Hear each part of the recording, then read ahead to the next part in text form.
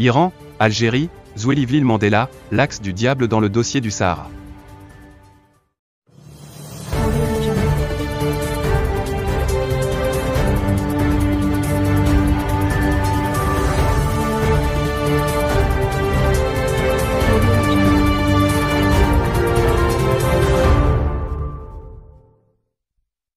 La relation entre l'Algérie, le Polisario, l'Afrique du Sud et l'Iran se confirme une nouvelle fois avec le Sahara comme intérêt partagé.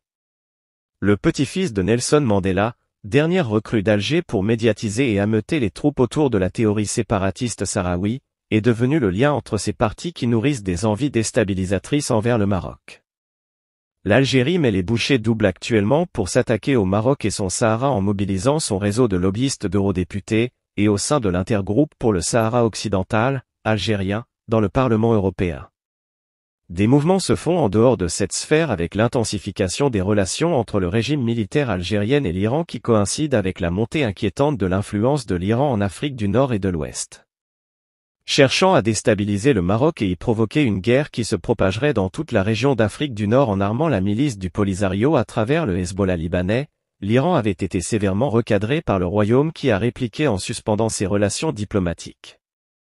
Les Iraniens ont toujours nié leur implication, cependant le nouvel envoi d'armes aux terroristes du Polisario, des drones à travers l'Algérie, et la récente visite du ministre des Affaires étrangères iranien, Hossein Emir Abdollahian, en Mauritanie, parti au conflit du Sahara, acte la décomplexion du régime iranien par rapport à son intérêt au Sahara. Ses liens avec le séparatisme et la promotion du terrorisme en jouant un rôle actif auprès des acteurs anti-marocains.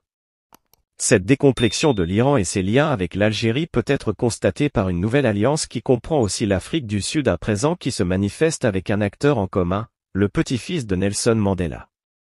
Le 14 janvier, Zwelivlil Mandela a ainsi été reçu par le ministre des Affaires étrangères iranien Hossein Emir Abdollahian, et le vice-président des Affaires internationales du siège de la magistrature et des droits de l'homme, l'ayatollah Mohammad Hassan Akhtari.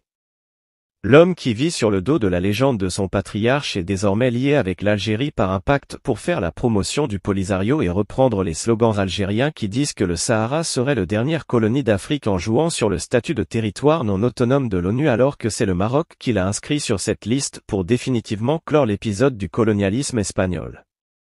Avec un premier dépôt de $100 000, Little Mandela est devenu ambassadeur des causes perdues de l'Algérie. Il commence ainsi à être envoyé pour sillonner le monde en sa qualité de petit-fils de Nelson Mandela, avec tout le bagage que son nom de famille implique, pour parler en lieu et place d'Alger des préoccupations d'Alger.